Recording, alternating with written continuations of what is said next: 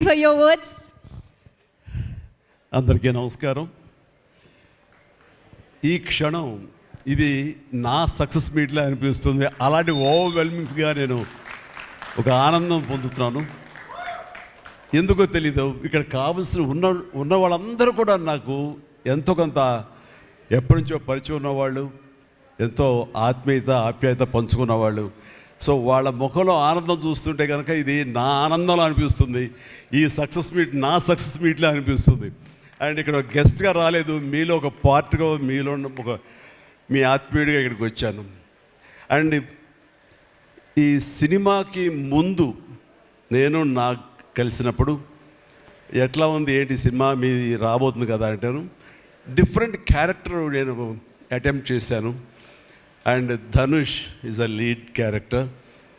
అంటే అదే నాకు ఎట్లాగా ఒప్పుకున్నామంటే తెలియదండి. రెగ్యులర్గా ఈ హీరో క్యారెక్టర్స్ ఇలాంటివన్నీ చేస్తూ నాకు ఎక్కడో కొంచెం డిఫరెంట్గా చేయాలి, కొత్త హొరైజన్ గేట్లు ఓపెన్ చేయాలనిపిస్తుంది. ఈ సినిమా నాకు అలా ఉపయోగపడుతుందని అనిపిస్తుంది. అంటే దాని వాళ్ళ సినిమా చూశాను, అది 100% కరెక్ట్. తను కూడా అదే అక్నాలెడ్జ్ చేశాడు. ఈ సినిమా తర్వాత ఒక 40 ఏళ్ళు ఉంటాను, ఇందాక తను అన్నమాట వాస్తవం. నటుడుగా ఎంత ఎక్కువ కాలం మనం జీవిస్తాం అనేది తప్ప ఒక హీరోగానే పట్టుకొని ఇలాగే ఉండాలి అనుకోవటం అనేది కరెక్ట్ కాదు. అండ్ ఇలాంటి క్యారెక్టర్ ఎంత బాగా చేశాడంటే నేను తర్వాత చెప్తాను. సో ఫస్ట్ ఆఫ్ ఆల్ ఇలాంటి సినిమా శేఖర్ కమ్ముల ఏ ధైర్యంతో నాగుని అడిగాడు, నాకు ఏమి ఊహించుకుని ఫ్యూచర్లో ఈ క్యారెక్టర్ చేస్తాను ఒప్పుకున్నారు. ఇదే ఫస్ట్ సక్సెస్ అని నేను భావిస్తున్నాను ఈ సినిమాకి. ఆ తర్వాత ఇంకా ఈ క్యారెక్టర్ ధనుష్ తప్ప ఇంకెవరిని ఊహించుకోలేము. ధనుష్ ఒక్కడే దీనికి న్యాయం చేయగలడు. తన పెర్ఫార్మెన్స్ అనిపించింది క్యారెక్టర్ చూసిన తర్వాత. నిజంగానే తిరుపతిలో సినిమా చూస్తుంటే తిరుపతిలో ఓపెన్ చేసినప్పుడు కింద ఒక యాక్సిడెంట్ అయ్యే ముందు బెగ్గర్స్లో కూర్చున్నప్పుడు ధనుష్ అని గుర్తించడానికి ఆ పరిగెత్తేంతో నాకు గుర్తించలేకపోయాను. అంతగా క్యారెక్టర్లో యూ ఇన్వాల్వ్ సో మచ్. నీ గెటప్ కానీ అన్నీ కానీ సో అంటే అక్కడ తెలిసిపోతుంది తన డెడికేషన్ ఏమిటో ఆర్టిస్ట్ గారు అది. అండ్ ఈ సినిమా ఇది నేను ఒక ఎక్స్పీరియన్స్ తప్ప నాకు ఒక సినిమాగా నేను చూడలేదు, ఒక వాస్తవంగా జరుగుతున్నదిగా అనిపించింది నాకు. అండ్ శేఖర్ కమ్ముల డీటెయిల్డ్గా నేను మిగతా అందరి నుంచి మాట్లాడే ముందు అసలు నువ్వేమిటి, నీ ఆలోచన విధానం ఏమిటి అనేది ఇట్స్ ఎంటైర్లీ డిఫరెంట్. 25 సంవత్సరాల పాటు నువ్వు అనుకున్న విధంగా, నువ్వు అనుకున్న క్యారెక్టర్స్ తోటి, నువ్వు అనుకున్న కంటెంట్ తోటి 10 సినిమాల కంటే ఎక్కువ చేయకపోయినా సరే ఒక్కొక్కటి ఒక ఆణిముచ్చలాగా చేసుకుంటూ ప్రజల గుండెలో, ప్రేక్షకుల గుండెలో ఒక సుస్థిరమైన స్థానం ఏర్పరచుకున్నావు. అండ్ ఆ మధ్యకాలంలో మీరు నా ఒక పోస్టర్, మీరు 25 years పోస్టర్ మీరు రిలీజ్ చేయాలని అనుకున్నప్పుడు అది మీట్ అవ్వడానికి, అతనికి టైం ఇవ్వడానికి నాకు నిజంగా 3-4 days పట్టింది. అంత పంతం అంత పట్టింపు ఏంటి నేనంటే, సార్ మీకు గుర్తుందో లేదో, మీ 88లో మీ సినిమా స్టేట్ రౌడీ షూటింగ్ ఈ రోడ్ల మీద జరుగుతున్నప్పుడు నేను ఫస్ట్ టైం మిమ్మల్ని చూశాను. నేను ప్రేమించే మనిషి నా ఎదురుగా ఉన్నాడు, కలిస్తే బాగుండు అనుకుంటే పోలీసులు ఎవరు రాని పరిస్థితి. కానీ మీరు ఎందుకు నన్ను చూసి ఇటు రాని పిలిచారు, నన్ను ఒక్కడనే పిలిచారు, నేనే మీ దగ్గరికి వచ్చాను. నేను ఎందుకు పిలిచానంటే అతను అందరికన్నా హైట్ ఉన్నాడు కాబట్టి ఏదో తాపత్ర పడుతుంటే రమ్మని పిలిచుంటాను తప్ప అతనేమనుకున్నాడంటే నా లోపల భావాలు కానివ్వండి, నేను ఆ ప్రేమ కానివ్వండి నేను వ్యక్తం చేయగలిగాను, అది కరెక్ట్గా కనెక్ట్ అయింది అని తను అనుకున్నాడు.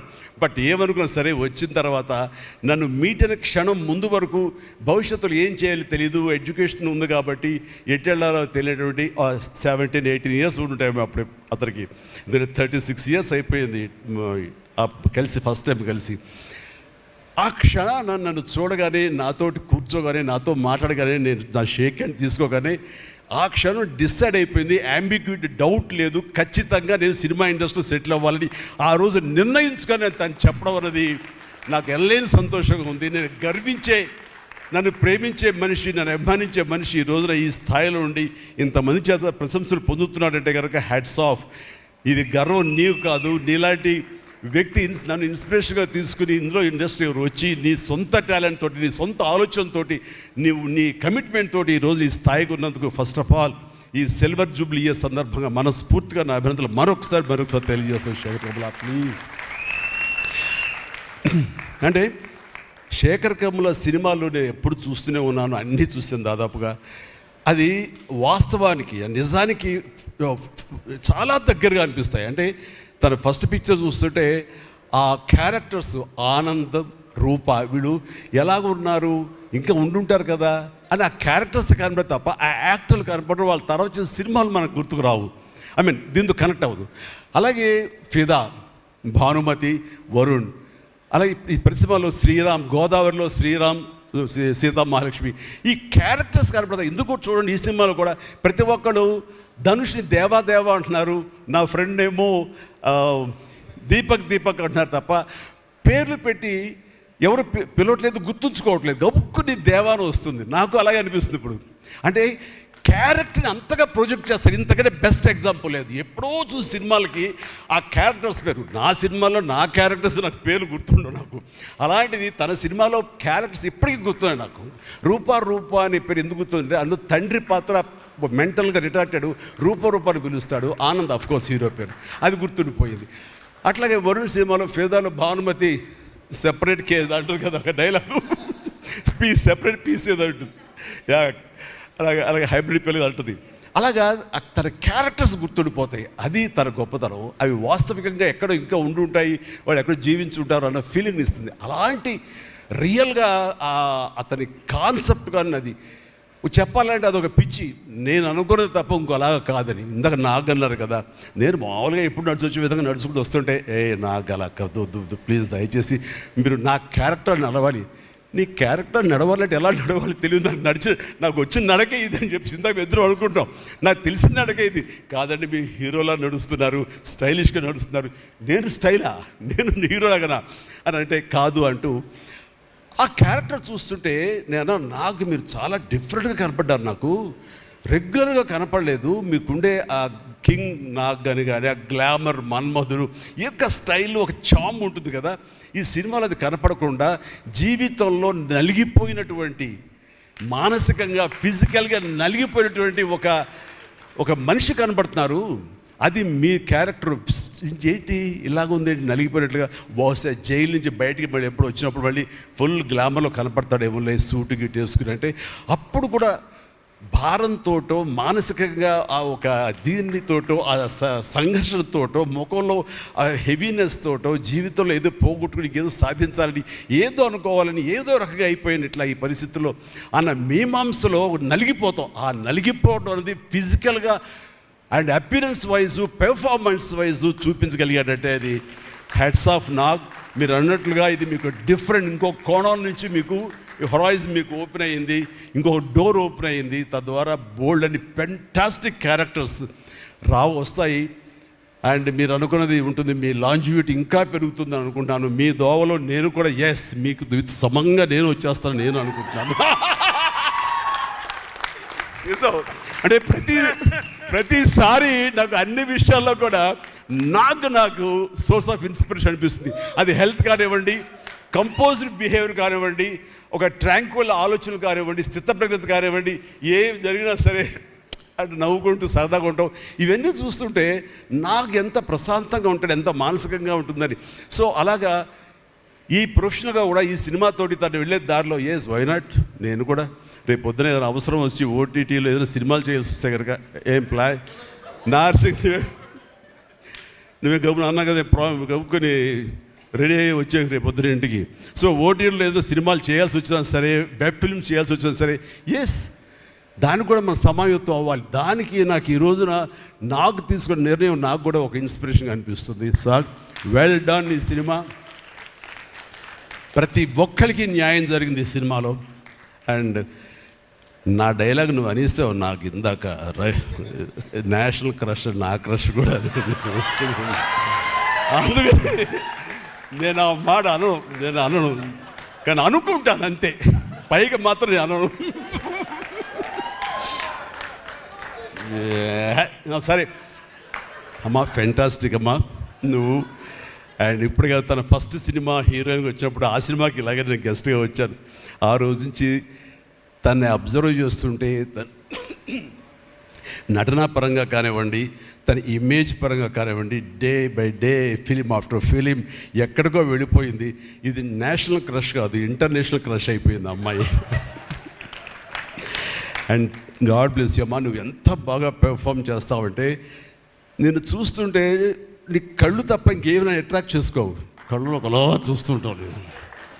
అండ్ ఆ కళ్ళతో ఏం పలికిస్తుంది ఎక్స్ప్రెషన్ అంటే ఇంకా అంత ఇంత కాదు. అండ్ ఈ సినిమాలో ఎంత నిడివి ఉంది, ఎంత లెంగ్త్ ఉంది క్యారెక్టర్ అనే దానికంటే ఎంత ఇంటెన్సిటీ ఉంది అంటే అందులో మాత్రం చూపించగలిగింది ప్రతిదీ. ముఖ్యంగా బిడ్డను హోల్డ్ చేసినప్పుడు ఆవిడ ఒక కన్న తల్లిలాగా, ఒక అమాయకంగా ఒక ప్రియుడిని మోసపోయినప్పుడు వాడి వల్ల ఎక్కేసినప్పుడు నాకు చూడాలి అందులో సౌందర్య వచ్చేసి అప్పారావు వస్తాడు ఇంకా అడుగు వెయిట్ చేస్తానంటే పిచ్చమొహం అలాంటి ఫీలింగ్ వచ్చింది. అంత అమాయకురాలాగా ఉంది. అది మళ్ళీ ఇందులో కనిపించింది నాకు, ఆ సౌందర్య కనిపించింది ఆ క్యారెక్టర్ చేయటంలో. You done fantastic job. ఆ తర్వాత సీరియస్నెస్గా పెంచుకుంటూ, ఆ తర్వాత దేవాకి సపోర్ట్గా ఉంటూ అండ్ దేవాన్ని ఓన్ చేసుకునే విధంలో మాత్రం నీ ట్రాన్స్ఫర్మేషన్ కానీ నీ characterisation well design and well performed. Fantastic అమ్మా, ఫెంటాస్టిక్. అండ్ ఇంకా మిగతా క్యారెక్టర్స్ అందరూ అన్ని రకాలుగా అన్నీ బాగా చేసినా సరే నిజంగా చెప్తాను, హృదయానికి హత్తుకుపోయిన క్యారెక్టర్ దేవా అంటే ఈ క్యారెక్టర్కి ధనుష్ తప్ప ఇంకెవరు లేరని, ఇంకెవరు చెయ్యలేరు. ష్యూర్ ఇంకొక హీరో లేడు. అంత పెర్ఫామ్ ఇచ్చి హీరో ఇమేజ్ ఉండి, స్టార్ ఇమేజ్ ఉండి, అన్ని రకాల కాంబినేషన్లో ఉండి చేసే మనిషి అంటే the one and only star in India is Dhanush. ధనుష్ని మైండ్లో పెట్టుకుని ఈ క్యారెక్టర్ డిజైన్ చేసావా శేఖర్? లేదు, నీ క్యారెక్టర్కి అతను అనుకోకుండా సరిపోయాడా అని అంటే నాకు లేదు. నువ్వు ధనుష్ని దృష్టిలో పెట్టుకుని ఈ క్యారెక్టర్ డిజైన్ చేసేవేమో అనుకో అనిపిస్తుంది నాకు. ఎందుకంటే ఈయన సపోజ్ నేను చేయలేని శేఖర్, ఐ వెరీ సారీ, நான் ரொம்ப பிஸியாக இருக்கேன், நான் பண்ண முடியாது అని சொன்னா என்ன பண்ணுவேని? ఎవరున్నారు చేయడానికి? నన్ను అడిగితే నా వల్ల కాదు, నాకు వద్దని బాబు ఈ కష్టాలు ఇవి నాకు ఇలా ఎవరు లేరు. అంత న్యాచురల్గా ఆ క్యారెక్టర్లో ఇమిడిపోయి ఆ క్యారెక్టర్ని అంత బాగా చూపించడం అనేది ధనుష్ తప్ప ఇంకెవరు లేరు. ధనుష్ నీకు బెస్ట్ యాక్టర్ అని చాలా మామూలు అయిపోయింది. మాకు ఎప్పుడైనా వస్తే వావ్ నాకు వచ్చిందో నేషనల్ బెస్ట్ యాక్టర్ అనుకోవాలి తప్ప నేను, బట్ నీకు ఇది మామూలు అయిపోయింది. మళ్ళీ ముందస్తుగా నీకు అడ్వాన్స్గా చెప్పేస్తున్నాను, నీకు కంగ్రాట్స్, నీకు బెస్ట్ యాక్టర్ అనేది ఖచ్చితంగా రావాలి. లేకపోతే నీకు నేషనల్ అవార్డ్స్కి అనేదానికి మళ్ళీ అర్థం లేదు. బట్ అది నీకు ఇది మామూలే, కానీ నీకు ఈ సినిమాకి వస్తే కనుక ఇందులో ప్రతి ఒక్కరికి ఇది గర్వకారణం. అది definitely you will win. Fantastic. ఇక ప్రొడ్యూసర్స్గా మన సునీల్ ఉన్నాడు. సునీల్, భారత్ వీళ్ళిద్దరికంటే కూడా వాళ్ళ నాన్నగారు నాకు అత్యంతమైనటువంటి గౌరవనీయులు. అంత పెద్ద మనిషి ఆయన, అంత నిక్కార్సైన మనిషి. ఈ సినిమా బిజినెస్లో అంత ఆనెస్ట్తో ఉండే మనుషులు ఎవ్వరు లేరు.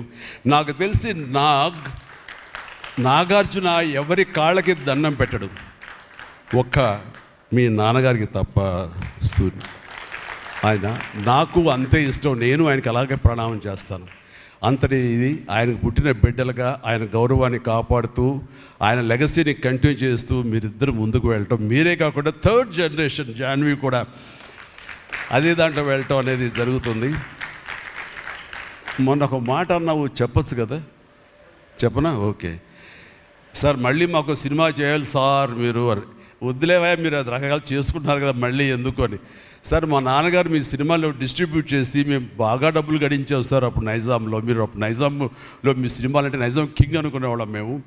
ఆ తర్వాత మేము కొంచెం ప్రయత్నం చేసాం సార్, మాకు బాగానే డబ్బులు వచ్చింది సార్, కానీ అల్లు అరవింద్ గారు ఇక్కడ పెట్టేసరికి మాకు అవకాశం లేకుండా పోయింది.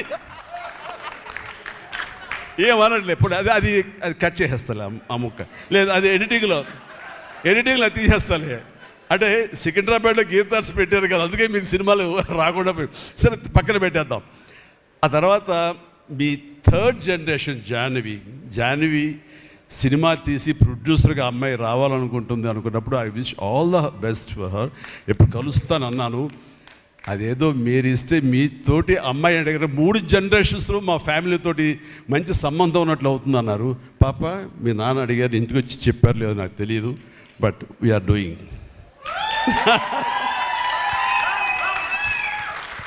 ధనుష్ చేసిన ఛాలెంజింగ్ లాంటి క్యారెక్టర్స్ వద్దమ్మా. ఫన్ ఓరియంటెడ్, మాస్ ఓరియంటెడ్, మనది సరదాగా గ్లామర్ ఇంతే. Okay right. సో ఈ రకంగా 3వ జనరేషన్ కూడా ఎస్ ప్లీజ్ ఈ లెగసీ ఇలాగే కంటిన్యూ అవుతుండాలి, మీ ఫ్యామిలీ బాగుండాలి నాన్నగారు ఆశీస్సులతోటి. అండ్ ఇలాంటి కుబేరా సినిమాలు మరి ఎన్నో సక్సెస్ఫుల్ సినిమాలు చేయాలి. ఇందాక ధనుష్ అన్నట్లుగా మీ మొక్కల ముందు నవ్వు ఉండాలి. ఇప్పుడు నవ్వు కొంచెం ప్లీజ్. Thank you. మీరు నవ్వుతూ ఉంటేనే మా అందరికీ నవ్వు ఉంటుంది, మేము నవ్వుతూ ఉంటాం. Thank you. అండ్ మిగతా టెక్నీషియన్స్ పరంగా చూస్తే కనుక నికేత్ కెమెరామెన్ డిఓపి నేను ఎప్పుడు చూడలేదు. Hi Niketh, I haven't seen your films. I don't remember even.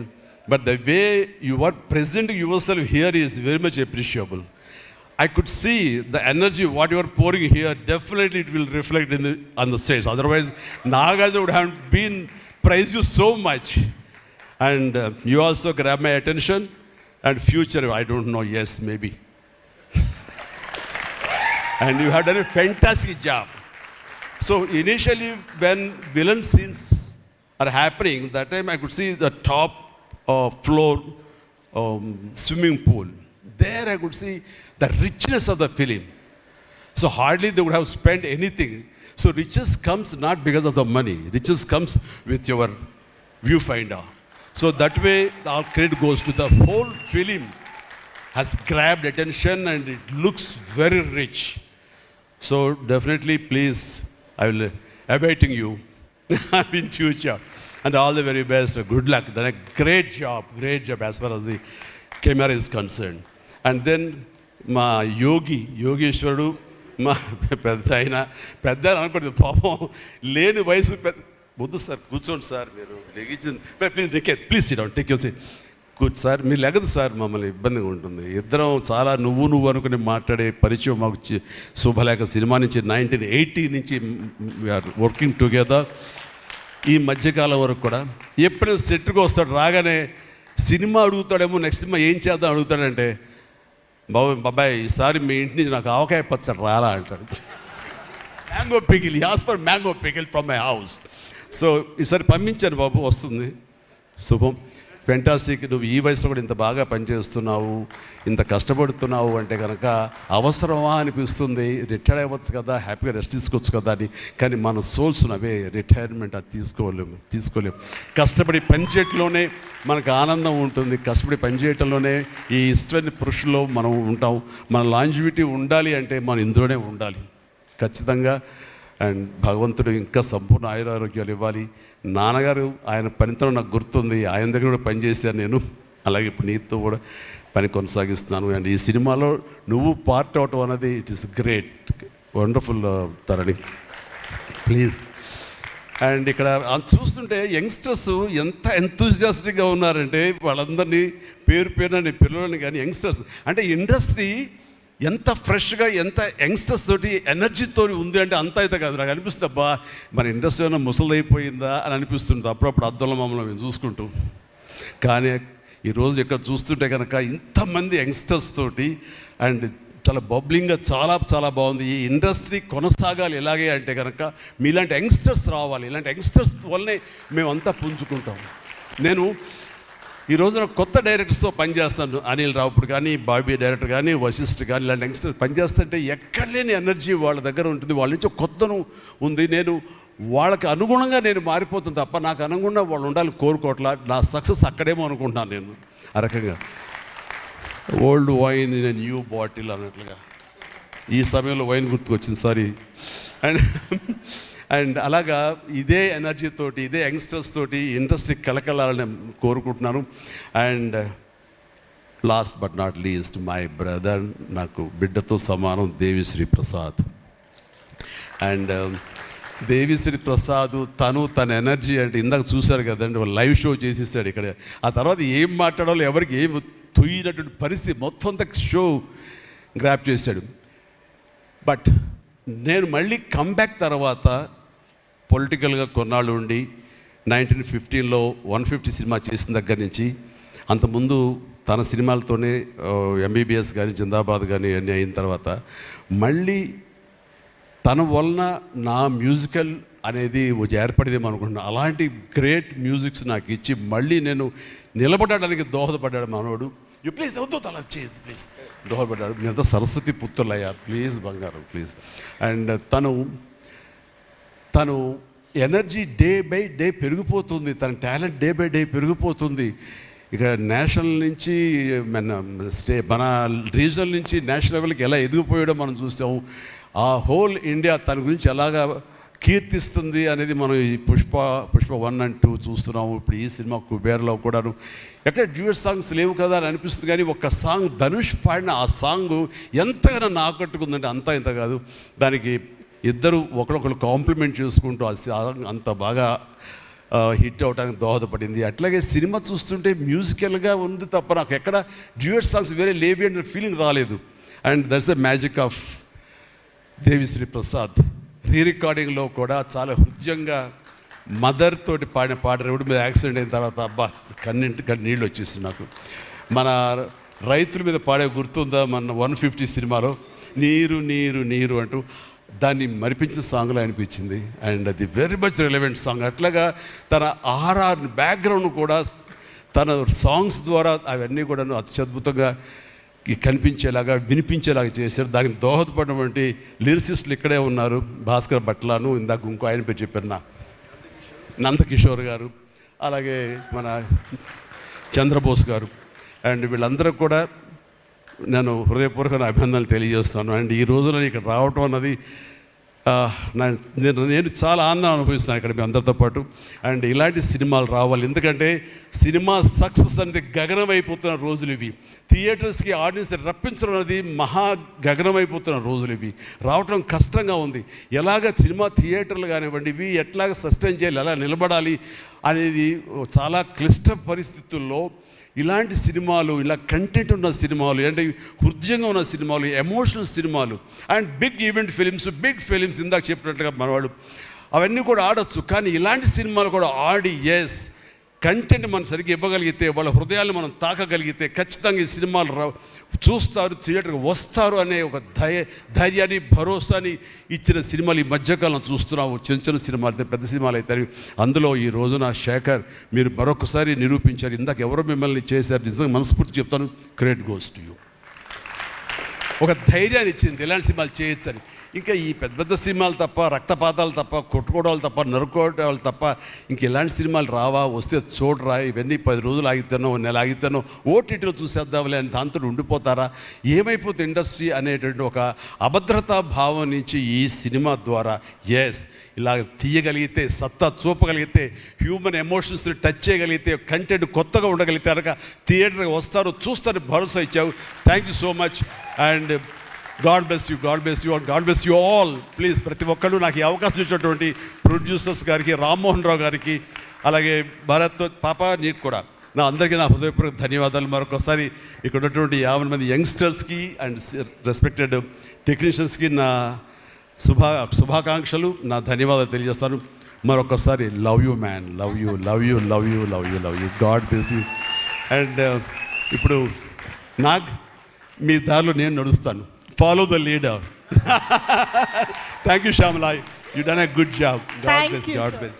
Thank you, sir. Thank you so much. We all love you. కుబేరాకి ఇప్పటి వరకు వచ్చిన అప్రిసియేషన్ ఒక ఎత్తు, ఈరోజు ఈ మెగా కాంప్లిమెంట్స్ ఇంకొక ఎత్తు అని చెప్పాలి.